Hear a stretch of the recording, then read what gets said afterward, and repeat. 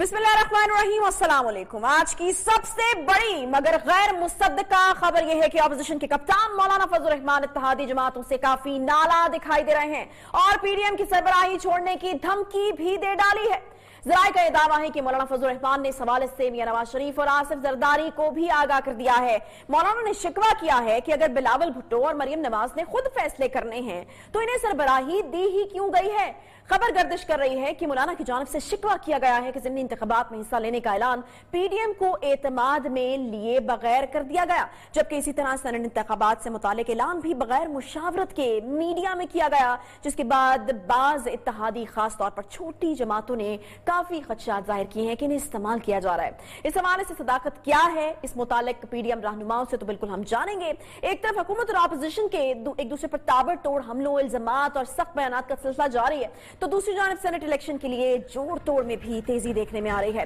पाकिस्तान के सबसे बड़े सूबे पंजाब की अगर बात करें तो यहां पर वज़ीर आला पंजाब सरदार उस्मान बुज़दार के खिलाफ पीटीआई एमपीएस का एक फॉरवर्ड ब्लॉक भी सामने आ रहा है। पीटीआई के 20 से 25 नाराज अरकान पंजाब असेंबली के ग्रुप सुप्रीमेसी ऑफ पार्लियामेंटेरियंस का सेनेट इंतखाबात में वोट डालने या ना डालने और वज़ीर आला उस्मान बुज़दार के खिलाफ तहरीक अदम एतमाद लाने से मुतालिक फैसला सामने आने के इम्कानात काफी रोशन हो रहे हैं, जबकि हुकूमती वज़रा का कहना है कि नाराज साथियों से बातचीत जारी है और वो इन्हें जल्द ही मना लेंगे। दूसरी जानिब वज़ीर आला पंजाब भी नून लीग की विकेटें गिरा रहे हैं। सेनेट इलेक्शन से पहले नून लीग को एक और धचका लगा है।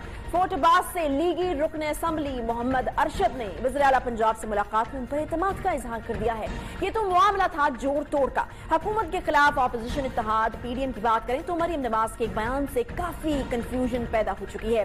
सवाल उठ रहे हैं कि क्या पीडीएम या मुस्लिम लीग नून हुकूमत को घर भेजना भी चाहती है या नहीं, क्योंकि मरियम नवाज ने मीडिया से गुफ्तगू की है और करते हुए कहा कि हुकूमत खुद अपने खात्मे के लिए काफी है। हम 5 साल देना भी चाहिए तो ये खुद अपने आप को 5 साल देने को तैयार ही नहीं है, मगर नून लीग इन्हें इस सियासी शहीद बनने का मौका जो है वो नहीं देगी। कल ये कहेंगे कि हमने बहुत काम करना था मगर हमारी हुकूमत गिरा दी गई, हम इनको इतनी आसानी से जाने नहीं देंगे। इन्हें अपनी कारकर्दगी का बोझ उठाकर अवाम के सामने जाना होगा।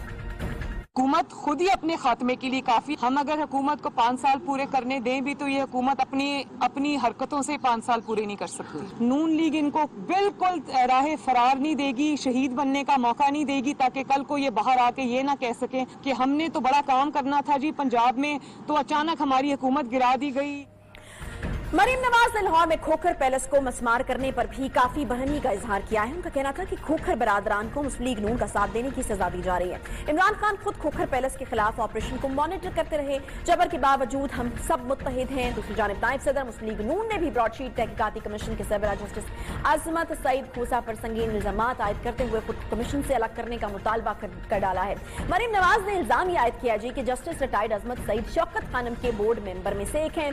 जस्टिस रिटायर्ड अजमत सईद व्हाट्सएप जेआईटी के बानी थे। उन्होंने जाती तौर पर असरअंदाज होकर जेआईटी बनाई और जाती पसंद या नापसंद की बुनियाद पर अफसरान को जेआईटी में शामिल किया। उन्होंने इल्जाम आयद किया कि जस्टिस रिटायर्ड अजमत सईद शेख मुंतखब हुकूमत के खिलाफ साजिश के हिस्सेदार और करता धरता थे।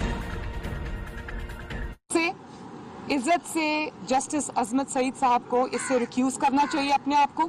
जस्टिस अजमत सईद साहब जो है उनको कौन नहीं जानता, उन्होंने व्हाट्सएप कॉल्स की जिस जेआईटी को बदनाम ज़माना जेआईटी को आज तक व्हाट्सएप ज़दा जेआईटी के नाम से याद किया जाता है, उसके बानियों में उनका नाम शामिल था। जस्टिस अजमत सईद साहब की जहां तक आपने बात की, वो शौकत खानम के बोर्ड के मेंबर्स में से हैं, तो ऑब्वियसली जिन्होंने नवाज शरीफ के खिलाफ जो भी साजिश में शामिल रहा है उसको वाजिद ज़िया साहब की तरह और बाकियों की तरह उसको रिवॉर्ड करना तो जरूरी है, वरना पाकिस्तान की आवाम के सामने फिर कुछ और हकायक जो कि उस वक्त शायद पानामा केस में बनाई जाने वाली जेआईटी के मामले पर मरियम नवाज सख्त इल्जामात आयद कर रही हैं, जबकि जिस वक्त ये जेआईटी बनाई गई थी तब मुस्लिम लीग नून के रहनुमाओं ने इसे अपनी फतह करार दिया था और मिठाइयां बांटी गई थी।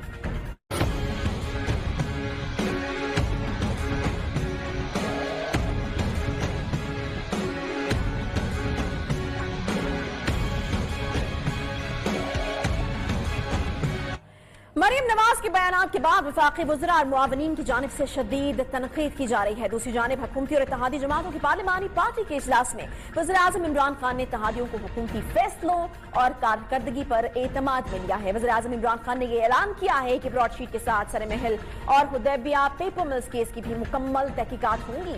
वज़ीर आज़म का कहना था कि पीडीएम अमली तौर पर खत्म हो चुकी है। उन्होंने जलसों पर पूरा जोर लगाकर देख लिया, अवाम इनके साथ नहीं निकली। गरीब का एहसास करेंगे तो बाकी मामलात भी ठीक हो जाएंगे। दूसरी जानिब हुकूमत की तरफ से मरीम नवाज की जस्टिस रिटायर्ड अजमत सईद पर इल्जामात के बाद शदीद तनकीद सामने आ रही है। इसी हवाले से भी आज प्रोग्राम में बात करेंगे और जानेंगे कि आखिर सेनेट इलेक्शन से कबल जोड़ तोड़ कहां जाकर खत्म होगी। आखिर जस्टिस रिटायर्ड अजमत सईद शेख पर लगाए जाने वाले इल्जामात में जान है कितनी? क्या मरीम नवाज का ब्रॉडशीट तहकीकाती कमीशन से दस्तबरदारी का मुतालबा दुरुस्त है? और सबसे बढ़कर बात करेंगे कि क्या मुस्लिम लीग नून हुकूमत को घर भेजना भी चाहती है या नहीं? कहीं इस मामले पर नून लीग कंफ्यूजन का शिकार तो नहीं है? हमारे साथ मौजूद हैं जी सीनियर रहनुमा पाकिस्तान मुस्लिम लीग नून राना तनवीर साहब और वज़ीर आज़म के मुआविन ख़ुसूसी मलिक आमिर डोगर साहब। बहुत शुक्रिया आप दोनों का प्रोग्राम में ज्वाइन करने के लिए। और इसके अलावा क्योंकि कानूनी राय भी हमें चाहिए इस मामले के ऊपर, तो हमारे कानून अजहर सदीक साहब भी हमें लाहौर स्टूडियो से ज्वाइन करें। बहुत शुक्रिया आप तीनों मेहमानों को। राना साहब, सबसे पहले मैं आपकी तरफ आना चाहूंगी। एक बड़ी खबर जो है वो आ रही है अभी गैर मुसद्दिका, लेकिन ये कि मौलाना फजल रहमान साहब जो हैं अब वो इतने नाला हो गए हैं और इतने नाराजगी का इजहार वो कर रहे हैं कि वो कह रहे हैं कि पीडीएम की क़यादत जो है वो छोड़ने वाले हैं। और मुद्दा जो वो इसका लॉजिक दे रहे हैं, रीजन दे रहे हैं, वो ये कि जी मुझसे तो मुशावरत नहीं की जाती और गिला जो है वो बिलावल साहब से है और मरियम साहिबा से। कितनी सदाकत इन खबरों में? नहीं, मैं आपको बताऊं आशा, ये बात जो फैलाई जा रही है इसमें कोई हकीकत नहीं।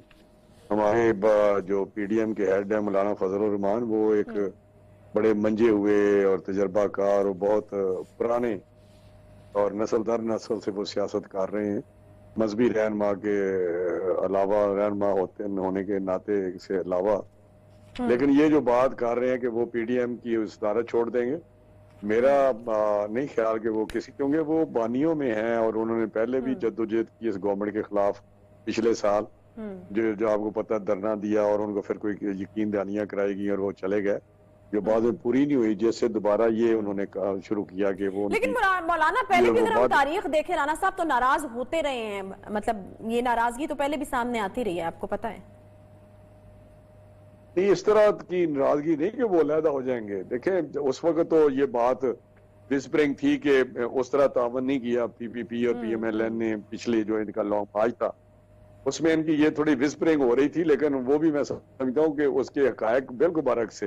पंजाब में, सिंध में उन्होंने, पीपल्स पार्टी ने यही कहा था कि हम, जो हमारे भी जो पार्टी में फैसला हुआ था कि मौलाना साहब के जो ये लॉन्ग मार्च है उसको हम पूरी सपोर्ट देंगे, लेकिन धरने में हम शामिल नहीं होंगे। ये पहले वाज़ेह कर दिया था, क्योंकि ये प्रोग्राम जो उस पिछले साल का था मौलाना साहब ने खुद ही अपने तौर पे अनाउंस किया था, किसी पार्टी को एतमाद में नहीं लिया था। जब अनाउंसमेंट कर दी डेट की तो उस वक्त तो मैं अप्रोच किया था, तो वो मैं समझता हूँ कि हमने भरपूर तरीके से पंजाब में उनको सपोर्ट दी, जहां जहां से भी वो गुजरे हैं वहां उनको पूरा इस्तकबाल किया और एक उनके शान शान जो इस्तकबाल था वो किया। अब बात रही इस वक्त की, इस वक्त बिल्कुल पीडीएम ठीक जा रही है, सही डायरेक्शन है उसकी। जो गोल थे, जो अहदाफ थे, वो अचीव किए जा रहे हैं। अभी एक फेज गुजरा है जो मोबिलाइजेशन का फेज था, जब से करने तो थे मसला है, क्योंकि पीडीएम के हर रहनुमा को बार बार आकर इस चीज की वजाहत देनी पड़ रही है कि नहीं जी ये जो फैलाई जा रही हैं खबरें ये गलत हैं। बहरहाल मरीम नवाज साहिबा का आज एक बड़ा बयान आया जिससे और कुछ कंफ्यूजन पैदा हो गया, उसके हवाले से भी मैं चाहूंगी कि थोड़े क्लैरिफाई आप कर दें। मरीम साहिबा ये कहती हैं कि हुकूमत को सियासी शहीद नहीं बनने देंगे, हमने बड़े काम करने थे, कल को कहीं वो ये ना कहें कि काम करने नहीं दिए गए। तो अब इससे ये तासुर उभरा है कि पता नहीं अब हुकूमत को आप लोग गिराना भी चाहते हैं या नहीं गिराना चाहते, तो ये क्या है? इसका मतलब वही समझे हम जो हम ले रहे हैं या ऐसा कुछ और मतलब था उनके कहने का? नहीं, देखिए, बयानात जो भी हमारे हैं उसमें एक बात मैं आपको क्लियर कर दूं, जो हमारा हदफ है वो है एक इलेक्शन, फेयर एंड फ्री और साफ सुथरा इलेक्शन, और उसको अचीव करने के लिए जो भी हमें आईनी तौर पे रास्ते इख्तियार करने पड़े हम करेंगे और पीडीएम के प्लेटफॉर्म पे फैसले होंगे। ऐसा ये बिल्कुल मैं आपको नुकता तो फिर वही है ना राणा साहब के ये जो फ्री एंड फेयर इलेक्शन आप वक्त से पहले कराना चाहते हैं या आप कहते हैं कि नहीं इनको टाइम देना है? क्योंकि मरियम साहबा की बात से तो मुझे यही लग रहा है कि सियासी शहीद हमने नहीं बनने देना, तो इसका मतलब है कि 5 साल पूरे करने के बाद फ्री एंड फेयर इलेक्शन। नहीं, वो जो उनका मतलब है कि हम ऐसे तरीके से इनको नहीं निकालेंगे जैसे ये सियासी शहीद हो जाए, कहें कि मैंने काम करना था, अभी अच्छा। मैंने, लोगों को पता चल गया कि 2.5 साल हो गए हैं, काम शाम इनको आता नहीं है, ना इन्होंने कुछ काम किया, ना आइंदा जितनी देर भी ये रहेंगे पंजाब और पाकिस्तान और अच्छा। पाकिस्तान के लोगों के लिए मुश्किलात ही लाएंगे और उनकी जिंदगी में जो तकलीफें हैं वो और बढ़ेंगी। तो मैं समझता हूँ कि इनको जितनी जल्दी हो सके इनसे छुटकारा हासिल हमें करना है और जाना हमने इलेक्शन की तरफ है। ठीक तो है। वो जो छुटकारा हासिल करना है इस अंदाज से करना है कि ये सियासी शहीद ना बने, ये इनके पास ये ना हो कि जी मुझे अब यहाँ से बड़ी जबरदस्ती छुट्टी करा दी गई है। जबरदस्ती कोई अगर आईनी तरीका होता है वो जबरदस्ती तो नहीं होता, वो तो एक कार है, आइन और कानून के दायरे में जो एक्टिविटी ठीक है है वो जी। करेंगे। मलिक आमिर और डोगर एक, साहब मुआविन खसूसी वज़ीर आज़म के बराए सियासी अमूर भी हमें ज्वाइन कर चुके हैं। मलिक साहब को भी मैं शामिल गुफ्तगू करना चाहूंगी। मलिक साहब आज बड़ा न्यूज़ी डे था। एक और मुद्दा सेनेट इलेक्शन के हवाले से आने वाले हैं। बुज़दार साहब ने लीगी विकटें गिराई, मगर अब आपकी अपनी जमात के 25 से 30 मेंबरान कहा जा रहा है कि फॉरवर्ड ब्लॉक बनाने जा रहे हैं, कहीं लेने के देने तो नहीं पड़ जाएंगे मलिक साहब? जी आयशा, बिस्मिल्लाहिर्रहमानिर्रहीम। नहीं, ऐसी कोई बात नहीं। असल में ये होता है कि पार्लिमानी सियासत में और जब एक पार्टी इक़्तिदार में हो तो ज़ाहिर है अरकान असम्बली की तवक्कुआत बड़ी हाई होती हैं, एक्सपेक्टेशन लेवल बड़ा हाई होता है। तो उसमें जब सेनेट का इलेक्शन हो या जब भी कोई ऐसा इलेक्शन हो तो इस तरह मेंबरान जो हैं वो थोड़ा सा अपना रंग दिखाते हैं, जो कि इस पॉलिटिक्स का एक हिस्सा है। तो ना कोई फॉरवर्ड ब्लॉक बनने जा रहा है, ना कोई 15-20 MPAs ऐसे हैं। थोड़ी बहुत बेचैनी होती है जो कि एक नेचुरल है, जो भी हुकूमतों में राणा साहब जैसे रहे हैं। तो ये सारा एक प्रोसेस है। कोई भी MPA और MNA ऐसा बेवकूफ़ नहीं होता कि वो अपनी वक्त की जो हुकूमत होती है जिसके 2.5 साल का टन्योर रह रहा हो। लेकिन मलिक साहब इतनी आम या नॉर्मल नौयत की बात नहीं है ना, बड़े संगीन किस्म के इल्जामात हैं। दाऊद सुलेमानी साहब इन्हें कब्जा माफिया कह रहे हैं, छोटी बात नहीं है ना। हुकूमत डिलीवरेंस की जानब जा रही हो। नहीं, दाऊद सुलेमानी साहब नाराज भी होते रहते हैं, फिर राजी भी होते रहते हैं। हमारे तो भाई हैं वो, तो उनसा शरीफ से उनका एक ताल्लुक है। उनके कुछ लोकल इश्यूज हैं जो आज उनके ऊपर खासी बातचीत हुई है। आज प्राइम मिनिस्टर साहब के साथ भी कुछ डेरा गाजी खान डिवीजन के MNAs को मैंने मिलवाया। ये कोई ऐसा बड़ा बात नहीं है, ये हमारे घर के इख्तलाफात था जो हम जल्दी दूर कर देंगे। तो अपोजिशन को इसमें कोई खुश होने की बात नहीं है, बल्कि अपोजिशन को तो अपनी खैर मनानी चाहिए कि आज मौलाना फजलुर रहमान की स्टेटमेंट भी आपके सामने है और पीपल्स पार्टी का भी रवैया आपके सामने है और PDM के भी गुब्बारे में से हवा निकल गई है और इनके बयानियों को पहले अवाम ने मुस्तरद कर दिया। तो अगले 2.5 साल इंशाल्लाह पाकिस्तान तहरीक इंसाफ की हुकूमत की कारकर्दगी के, तरक्की के, खुशहाली के साल है। और जिस तरह से हमारी मईशत मजबूत हो रही है और इंडस्ट्री चल रही है और इकॉनमी हमारी बेहतरी की तरफ जा रही है, तो इंशाल्लाह सेनेट के इलेक्शन भी हम जीतेंगे, चारों सूबों से जीतेंगे और 2023 इलेक्शन का साल होगा और उसमें पाकिस्तान की अवाम फैसला करेगी कि किसको उसने 2023 के इलेक्शन में वोट देना है और वोट की पर्ची के जरिए तब्दीली आएगी, उससे पहले कुछ नहीं होता। ठीक है जी, सही है मलिक साहब। होप्स बिल्कुल हाई होनी चाहिए। राणा साहब मैं एक बार फिर से आपकी तरफ आऊंगी। मरीम नवाज साहिबा की तरफ से एक और आज अहम मुतालबा सामने आए हुए, कहते हैं कि जस्टिस रिटायर्ड अजमत सईद शेख पर आज संगीन इल्जामात उन्होंने आयद किए हैं और उन्होंने कहा है कि वो व्हाट्सएप वाली JIT के करता धरता थे, खुद को ब्रॉडशीट कमीशन से बिल्कुल अलहदा कर लें। लेकिन पॉइंट तो ये है ना कि ये इल्जामात अब क्यों याद आ रहे हैं राणा साहब? तब क्यों नहीं याद आए जब इस JIT के बनने पर हमने देखा था कि भंगड़े डले थे, मिठाइयां बांटी गई थी? आयशा, पहले तो मैं आमिर साहब का जो उन्होंने बात किया उसका मुझसे जवाब देना चाहता हूँ। जो कहते हैं कि कोई MNA MPA इतना बेवकूफ नहीं होता, इसलिए MNA MPA इनका साथ छोड़ रहे हैं, अंदर से इनके साथ नहीं है। वो गवर्नमेंट के नाते की वजह से और 50-50 करोड़ आज ऐलान कर रहे हैं उनको रिश्वत देने का, अगले साल के हम 50-50 करोड़ देंगे। ये सेनेट से या अपनी गवर्नमेंट से अदम एतमाद का डर की खौफ की वजह से ये सारा कुछ आज प्राइम मिनिस्टर ने किया है। उनको मिले भी हैं, बातें भी सुनी हैं और फिर उन्होंने कहा मैं आपको अगले साल 50 करोड़ रुपया भी दूंगा हर MNA को। तो ये और इससे ज्यादा क्या हो सकता है? अब ये सबूत के ये कमजोर हैं, ये बुखलाहट का शिकार हैं और ये खुद ही अपने जोर लेकिन से ये आपके गिरते जा रहे एमपीएस हैं। तो उनके साथ हाथ में ला रहे हैं, जाके मुलाकातें कर रहे हैं। मैं आपको बताऊं, वही 5-6 एमपी हैं जो हमारे जो एक लोटे किस्म के लोग हैं जिन्होंने ये अपनी अच्छा। वफादारियां चेंज की ये हैं। मोहम्मद अरशद साहब हैं, लेकिन वही इनकी पहली मुलाकात है। मेरी बात सुन ले आशा, वही गुमा शुमा के 2.5 साल में गुमा हर वक्त बुलाते हैं, नून के मिल गया। ये अपनी, ये हमें कहते हैं अपनी खैर बनाएं। ये 25-30 लोग फॉरवर्ड ब्लॉग बना रहे हैं इनके।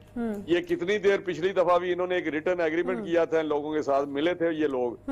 ये बुजदार को उसने ये एक रिटर्न एग्रीमेंट टाइम के मेरे साथ पास किया कम है था। राना साहब, सवाल का जवाब नहीं आया अभी तक, दे दिया मैं आपने सिर्फ जवाब मलिक साहब को।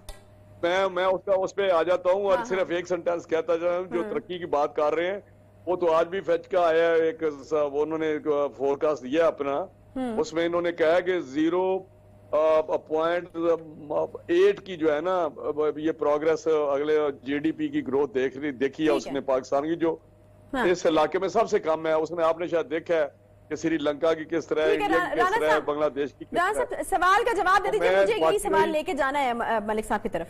बाकी अजमत सईद साहब की आपने बात की, जज साहब की, तो मैं इसमें किसी को शक शुबा है कि पनामा में जिस तरह उनका एक किरदार था, जिस तरह जेआईटी के बनने में व्हाट्सएप की बात की, ये तो उस वक्त अखबारात में सारा सिलसिला चाहता रहा, जिस तरह सीसीपी के अफसरों को तंग किया गया, जिस तरह नहीं तो एक साल तक फिर बंदे हुकूमत थी JIT ना मुस्लिम लीग नून की, आप लोगों को तब कार्रवाई करनी चाहिए थी उनके खिलाफ। देखें, हम तो अदलिया देखें, आप अगर हिस्ट्री देखेंगे तो आपको बड़ा मुस्लिम लीग नून का रवैया जो है, प्राइम मिनिस्टर उस वक्त सिटिंग प्राइम मिनिस्टर जेआईटी में पेश होते रहे अपनी पूरी फैमिली के साथ। ये अनप्रेसिडेंटेड है, अनप्रेसिडेंटेड है कि सिटिंग प्राइम मिनिस्टर, कम से कम इस एशिया में कोई ऐसी मिसाल नहीं है कि वो जाते हो पूरी अपनी फैमिली के साथ एक 20 ग्रेड के अफसरों के सामने पेश होते हो। फिर उन्होंने इस सुप्रीम कोर्ट को भी खुद लेटर लिखा, खुद ऑफर किया कि मैं बिल्कुल आप पनामा का अच्छा, केस सुने, क्योंकि सुप्रीम कोर्ट ने तो इनकार कर दिया था। ठीक है, उन्होंने खुद ऑफर किया और उसको कंक्लूड भी कराया। हालांकि अच्छा मलिक साहब मुझे ये बताएगा कि ये जो मुतालबा मरीम नवाज साहिबा का है, इसको हुकूमत किस तरह से देख रही है, हुकूमत का क्या वर्जन है इसके ऊपर? देखें जी, जहाँ तक अजमत सईद साहब का ताल्लुक है, वो एक बड़ी अच्छी शोहरत के हामिल जज रहे हैं, बासूल इंसान हैं, ऑनेस्ट हैं, और उनके फैसले जो उन्होंने किए हैं पंजाब में भी और सुप्रीम कोर्ट के जज के तौर पर भी, वो अभी भी जाने और पहचाने जाते हैं। और जब उन्होंने शहबाज शरीफ साहब के हक में कई फैसले पंजाब में किए थे, तो क्या उस वक्त वो अच्छे थे और आज वो बुरे हैं? तो मैं नहीं समझता अगर चौधरी अल्ताफ साहब को, चौधरी इफ्तिखार साहब को लगा दिया जाए या मलिक कयूम साहब को लगा दिया जाए तो फिर वो बेहतर होंगे। तो अब इनको अजमत सईद साहब याद आए हैं। आपने बड़ी अच्छी बात की है, पहले इन्होंने उस वक्त क्यों नहीं पॉइंट आउट किया पनामा के जमाने में? तो ये एक प्राइम मिनिस्टर ने एक बड़ा असूली स्टेप लिया। ठीक है, टाइम मेरे पास खत्म हो गया। बहुत शुक्रिया मलिक आमिर डोगर साहब ने हमें ज्वाइन किया, राना तनवीर हुसैन साहब भी हमारे साथ मौजूद है, बहुत शुक्रिया। आप दोनों का कानूनी राय भी यकीनन हमें इसके ऊपर लेनी है कि मुमकिन तौर पर अब हो क्या सकता है। मुतालबा तो सामने आ गया है, अब कुछ हो भी सकता है इस मुतालबे पर या नहीं हो सकता है। आज़ा सदीक साहब हमारे साथ हैं, लाहौर स्टूडियोज में मौजूद है। एक छोटा सा ब्रेक क्विकली लेंगे, वापस आएंगे और फिर इनसे तफसील से इस हवाले से जानेंगे।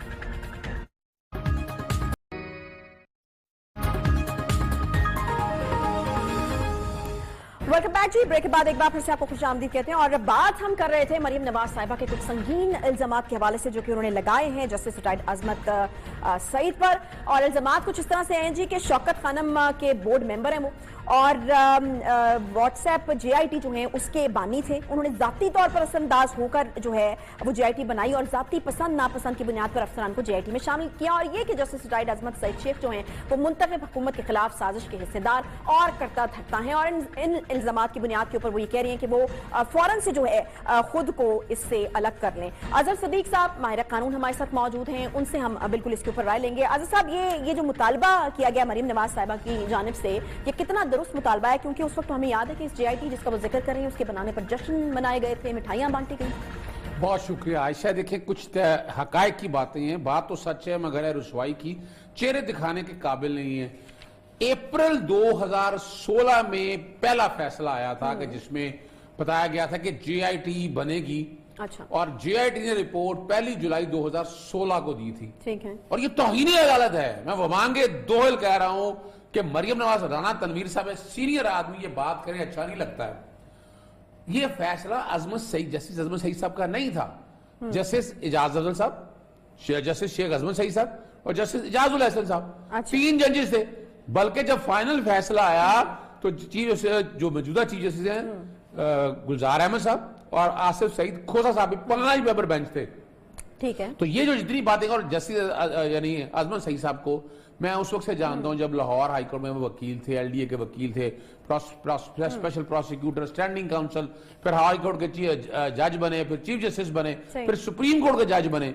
डेड ऑनेस्ट आदमी है और ईमानदारी की बात है। और जहां तक देखना, ये व्हाट्सएप की बातें जो कर रहे हैं, व्हाट्सएप का इल्जाम तो वो मियां जैसे साकिब निसार साहब पे लगाते रहे, जो चीफ जस्टिस पे, वो तो यानी पहली दफा ये इनके बयान उठा के। लेकिन अगर इस तरह के तहफुजात है तो फिर 1 साल तक उसके बाद उनकी हुकूमत रही, तो ये जो मैं समझता हूं ना, हमारे इदारों की कमजोरी है। मैं कहूंगा हमारी अदालती निजाम के अंदर भी मैं मुतालबा करता हूं, मैं मुतगाजी हूं कि मौजूदा चीफ जस्टिस जो है ना, इस मामले का ये सियासी इशू नहीं है, ये तौहीन अदालत को कर रहे हैं और बार बार कर रहे हैं।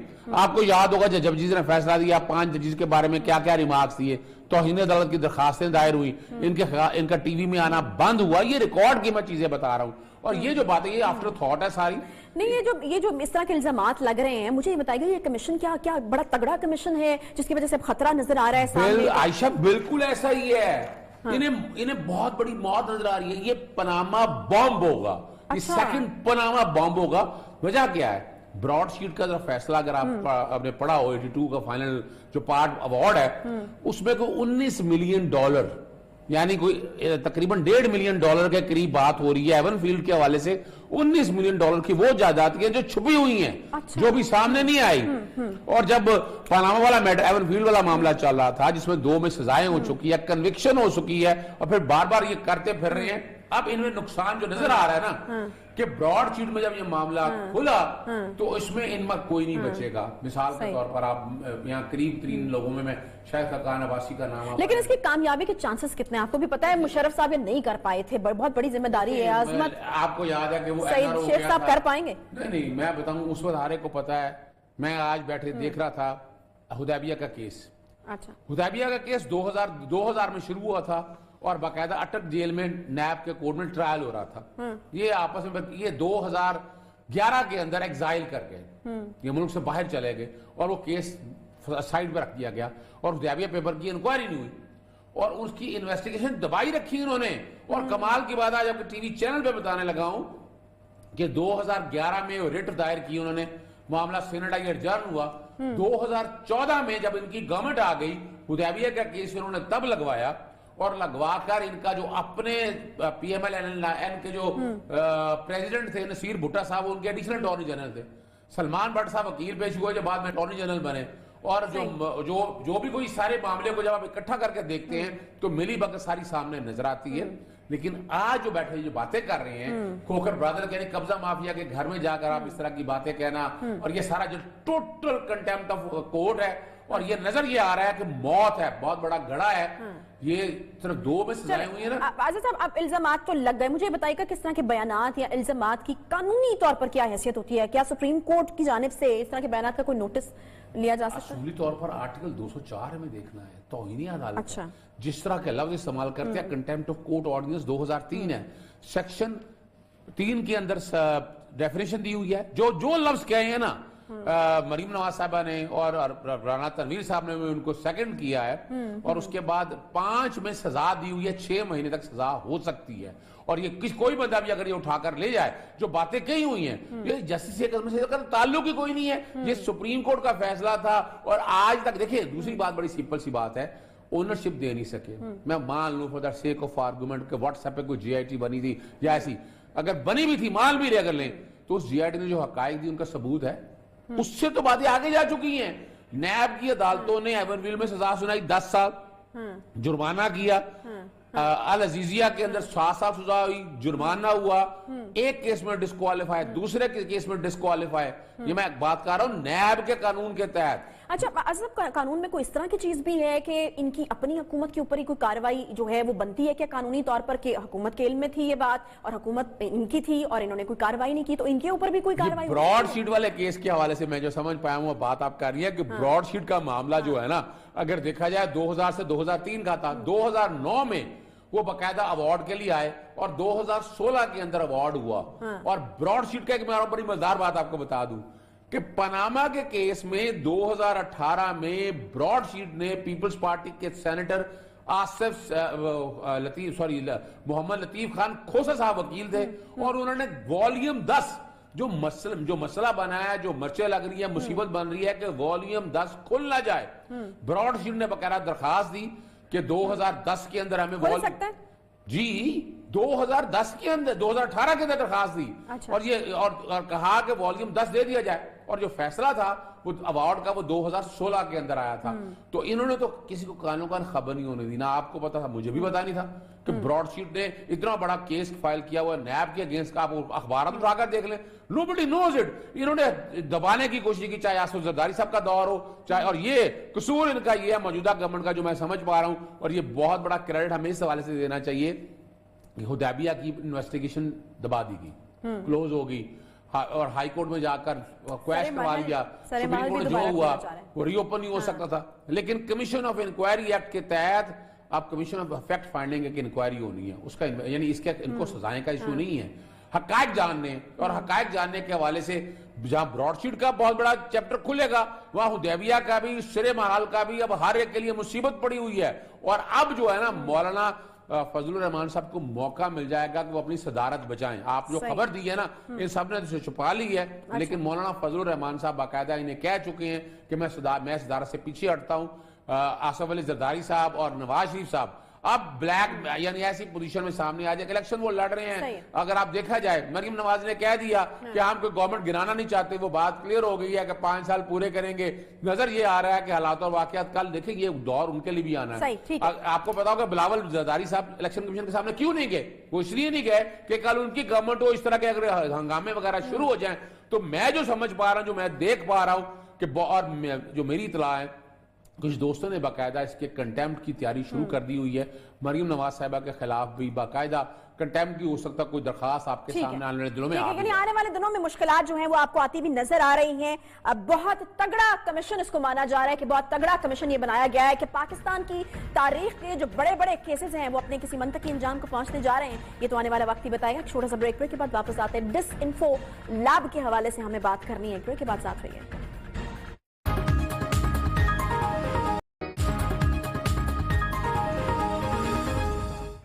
दुनिया भर में किसानों के एहतजाज पर जिल्लत और रुसवाई उठाने वाला भारत, ईयू की डिसइंफो लैब की रिपोर्ट दुनिया के सामने आने के बाद एक बार फिर से शर्मिंदगी उठा रहा है। यूरोपीय यूनियन में फेक न्यूज से मुतालिक काम करने वाले तहकीकी इदारे ईयू डिसइंफो लैब ने दुनिया को बताया कि कैसे भारत 65 ममालिक में 265 वेबसाइट्स के जरिए पुराने और गैर फाल या जाली नाम के अखबार से बेबुनियाद खबरें फैलाता रहा, जिसके कुछ अरसे बाद भारत के लिए एक नई मुश्किल खड़ी हो गई।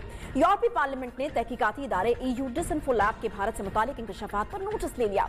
यूरोपियन पार्लियामेंट की कमेटी ने ईयू डिसइंफो लैब के मामले को सुन लिया और ईयू डिसइंफो लैब के एग्जीक्यूटिव डायरेक्टर एलेक्जेंडर और एमडी गैरी मचारो ने यूरोपीय पार्लिमानी कमेटी को इंडियन क्रॉनिकल्स के हवाले से ब्रीफिंग दी। ब्रीफिंग में बताया गया है कि कैसे भारत ने नॉन स्टेट एक्टर्स को पाकिस्तान के खिलाफ यूरोप में अफवाहें और गलत खबरें फैलाने के लिए न सिर्फ फंडिंग की बल्कि यूरोपीय यूनियन की साख को नुकसान पहुंचाने की कोशिश भी की गई। तहकीक में यह भी बताया गया कि श्रीवास्तव ग्रुप से चलाए जाने वाले इस नेटवर्क की पहुंच कम से कम भी 116 ममालिक और 9 मुख्तलिफ खत्तों तक है। तहकीक के मुताबिक नेटवर्क जेनीवा में अक़वाम मुत्तहिदा की काउंसिल बराए इंसानी हुकूक और ब्रसल्स में यूरोपीय पार्लियामान पर असरअंदाज होने की कोशिश करता है। ईयू डिसइंफो लैब के एक एग्जीक्यूटिव डायरेक्टर ये कहते हैं कि जिस नौयत का ये ऑपरेशन है और जितनी वसी इसकी पहुंच है, ये काफी गौरतलब बात है और इतना बड़ा ऑपरेशन महज चंद कंप्यूटर्स के साथ नहीं चलाया जा सकता। इसके लिए बड़े पैमाने पर मनसूबाबंदी करनी होती है। ईयू डिसइंफो लैब के मुताबिक इस तहकीक की सबसे अहम बात अक़वाम मुत्तहिदा से तस्लीम शुदा 10 NGOs का श्रीवास्तव ग्रुप से बराह रास्त ताल्लुक साबित कर देना थी। इसके अलावा 550 से जायद न्यूज वेबसाइट्स जो हैं, मुतादिद मशकूक एनजीओज और कई गैर फाल इदारों के साथ साथ मुख्तलिफ थिंक टैंक्स का श्रीवास्तव ग्रुप से ताल्लुक साबित किया गया है, जिसका काम बैन अवी सतह पर इंडियन मफादात का तहफ़्फ़ुज़ करना और पाकिस्तान के खिलाफ खासतौर पर हर्जा सराई कर रहा था। वो दुनिया भर में भारत के मुंह पर कालक मल रही ये चीज अब सारी दुनिया के सामने आ चुका है कि भारत जमहूरियत का सबसे बड़ा दुश्मन है। खुद भारत में आजादी की 65 से ज्यादा छोटी बड़ी तहरीकें चल रही हैं इस वक्त। एक तरफ किसानों ने मोदी सरकार के गासिब कवानीन को नीस्तुल नाबूद करके रख दिया है, तो दूसरी तरफ खालिस्तान के नारे अब दुनिया भर में लग रहे हैं। लेकिन भारत है कि पाकिस्तान के खिलाफ छोटी साजिशों की जाल बुनता चला जा रहा है, मगर इस बार भारत सरेआम पकड़ा गया है। और सबसे बड़ा सवाल यह है कि तहकीक और यूरोपीय यूनियन की पार्लिमानी कमेटी ने इसका नोटिस लिया है। पाकिस्तान और पाकिस्तान के मौक़िफ़ कितनी बड़ी फतह है, इसी पर हम बात करेंगे। हमारे साथ मौजूद हैं जी इस वक्त चौधरी परवेज इकबाल लौसर साहब, चेयरमैन है EU पाकिस्तान फेडरेशन की। बहुत शुक्रिया चौधरी साहब। मुझे ये बताइएगा कि ये जो नोटिस लिया जाना यूरोपीय यूनियन का डिसइंफो लैब के ऊपर, क्या इंपॉर्टेंस क्या है और इसका मतलब क्या होगा क्या? बिस्मिल्लाहिर्रहमानिर्रहीम। सबसे पहले तो आपका शुक्रिया। अभी जैसे आपने अपने इंट्रो में कहा, ये EU डिसइंफो लैब में बड़े सालों से ये तहकीक चल रही थी और इसके ऊपर 9 दिसंबर को जब इन्होंने अपनी पहली रिपोर्ट दी तो उसमें ये जो आपने कहा 750 से ज्यादा वेबसाइट, 120-30 मुल्कों में प्रोपेगेंडा और एनजीओ, वो एनजीओ ये लेते थे जो ये एनजीओ खरीदते थे, जो कि यूरोप में बड़ी वैल्यूएबल थी, जो लोग पेंशन पे जा रहे थे, बल्कि इनमें से कोई ऐसी एनजीओ हैं जो लोग इस दुनिया से चले गए। अच्छा। लेकिन अभी 14 दिसंबर को मैंने यूरोपियन पार्लियामेंट के प्रेसिडेंट को लेटर लिखा, बीइंग ए चेयरमैन EU पाक फ्रेंडशिप फेडरेशन, कि डिसइंफो लैब की जो रिपोर्ट आई है, हम तो कह रहे थे, सालों से कह रहे थे, 5-6 साल से रेगुलर बता रहे थे। अच्छा। लेकिन अभी आपकी ही एक इंडिपेंडेंट एनजीओ ने ये रिपोर्ट दी है, बल्कि प्रूफ के साथ ये रिपोर्ट दी है कि इसके पीछे ANI का होना, जो कि इंडियन प्रेस है, इसका मतलब है कि इंडियन गवर्नमेंट इन्वॉल्व है, इंडियन रॉ इन्वॉल्व है, नरेंद्र मोदी डायरेक्ट इन्वॉल्व है। ये अभी जो कल इसकी हेयरिंग हुई है, इसमें सबसे बड़ी कामयाबी हमारी होगी। ये जो फैक्ट में हमें ब्लैक लिस्ट कराने की कोशिश कर रहे हैं, इंशाल्लाह मैं आपके प्रोग्राम में ये ब्रेक करता हूँ। अच्छा। अगले आने वाले हफ्तों में यूरोपियन यूनियन जो friend of India European parliament में है, उसके ऊपर मुकम्मल पाबंदी लगाएगा। आज बल्कि उन्होंने एक मुल्क के ऊपर पाबंदी लगा भी दी। ठीक, चौधरी साहब, यानी आप ये कह रहे हैं कि फैक्ट में ये हमें हेल्प कर सकते हैं मुकम्मल तौर पे। अच्छा। हमारे ऊपर फैक्ट में जितने हमारे ऊपर इल्जामात लगाए गए हैं, ये किसी न किसी हवाले से ये यही थे जो EU डिसइंफो लैब ने अपनी रिपोर्ट में लिखे हैं। क्योंकि पाकिस्तान में, मुझे बताएं, हम तो इंटरनेशनल कम्युनिटी को कहते हैं इस मुल्क में आओ। चौधरी साहब, बड़ा घिनौना जुर्म है। मैं क्या समझा जाए, क्या भारत को किस किस्म के कॉन्सिक्वेंसेस जो हैं वो इसके फेस करना पड़ सकते हैं? सबसे पहले तो ये है कि इसका केस हम इंटरनेशनल कोर्ट में ले जाएंगे। यूरोपियन पार्लियामेंट में चला गया, यूरोपियन कमीशन में भी जाएगा और काउंसिल में भी जाएगा, यूनाइटेड नेशन में भी जाएगा। अभी इंडिया को इसके, मैं आपको बताऊं कि ये नहीं है कि अभी बहुत टाइम लगेगा, सिर्फ हमें भी थोड़ा जागना पड़ेगा। फॉरेन ऑफिस के जरिए या जो हमारी ब्यूरोक्रेसी है, इनको भी अभी कुछ काम दिखाना पड़ेगा, कुछ करके खाना पड़ेगा, कुछ हलाल करना पड़ेगा, तब हम जाकर, ये केस तो आ गया, डिसइंफो लैब ने अपना काम कर दिया। अभी हमारा फर्ज बनता है, जो दोस्त हमारे पास हैं, जो अफगानिस्तान में दखल अंदाजी कर रहे हैं कलबोशन की शक्ल में, अभी हमें भी ये लेकर पार्लियामान के अंदर जाना चाहिए। Foreign office to foreign office is not enough. और ये मैं आपको बताऊं कि ये इंडिया का बेहानक चेहरा, अभी 2-4 हफ्तों की बात है, यूरोपियन पार्लियामेंट में एक बड़ी खबर आने वाली है, इंडिया के ऊपर पाबंदी लगने वाली। अच्छा, ये मैं आपको बताऊं, क्योंकि यूरोपियन पार्लियामेंट के अभी अपने इस बात की बात है, अभी उनकी लैंड को, लॉ ऑफ लैंड को तोड़ा गया है। तो ये छोटा जुर्म नहीं है। ठीक है, पाबंदी का सामना भी करना पड़ सकता है और भी बहुत सारे मसाइल इस वक्त हम देख रहे हैं किसानों के हवाले से चल रहे हैं। लाल किले पर कल जो कुछ हुआ, फिर खालिस्तान के हवाले से जो आवाजें उठ रही हैं, बहुत मसाइल हैं इस वक्त इंडिया के अंदर। किस तरीके की हिकमत अमली इस वक्त हमें बनाने की चौधरी साहब जरूरत है? और दूसरा ये कि डिजिटल मीडिया की अहमियत से बिल्कुल इंकार नहीं किया जा सकता। क्या उस फोरम को भी सही तरीके से यूटिलाइज किया जा सकता है भारत को एक्सपोज करने के लिए? देखिए, ये जो 5th जनरेशन वार है, इसका क्या मतलब है? इंडिया ने हमारे खिलाफ ये 5th जनरेशन वार इस्तेमाल किया ना, और उन सुरखों के जरिए की है जो ये पाकिस्तान से बागी हैं, इस मुल्क का पासपोर्ट इस्तेमाल कर रहे हैं। वो भी इस डिसइंफो लैब ने उनका भी चेहरा नंगा किया है। अभी जैसे कल परसों एक कनाडा में एक बलोच, करीमा बलोच मर जाती है। इसी करीमा बलोच ने पिछले साल दिवाली पे कहा था नरेंद्र मोदी मेरा भाई है, मैं उसको राखी बांधती हूँ, वो आगे पाकिस्तान के ऊपर हमला करे, बलोचिस्तान पे हमें आजाद कराए। ऐसे लोग, बल्कि इनको तो हमें अपनी मिट्टी में दफन नहीं करना चाहिए, इनको तो हमें इंडिया में दफन करना चाहिए। और ऐसे लोग जो कि इंडियन लॉबी का हिस्सा हैं, ठीक है, तो हमें लगाम देनी है। बहुत शुक्रिया चौधरी परवेज इकबाल लोसर साहब हमारे साथ मौजूद थे। बहुत शुक्रिया आपके वक्त के लिए। और बड़ी इंपॉर्टेंट बात जो उन्होंने कही कि एफएटीएफ में ये बात जो है वो पाकिस्तान को हेल्प कर सकती है और बहुत ज्यादा हेल्प कर सकती है। और दूसरी ये चीज कि भारत को जो है वो काफी सख्त किस्म की पाबंदियों का सामना भी करना पड़ सकता है। और ये बहुत अच्छी बात है कि बाकी दुनिया को भी जो है ये पैगाम मिलना चाहिए कि किस तरीके से पाकिस्तान के खिलाफ ये प्रोपेगेंडा भारत ने किया और फिर अब उसके बदले में जो है अब उसको किस किस्म का नुकसान जो है वो उठाना पड़ सकता है। भारत को यकीनन होश के नाखून लेने चाहिए। इस वक्त वैसे भी काफी खराब चल रहा है उनके लिए। प्रोग्राम का वक्त यहाँ पर खत्म होता है। इंशाल्लाह आपसे कल मुलाकात होगी। ख्याल रखिए अपना।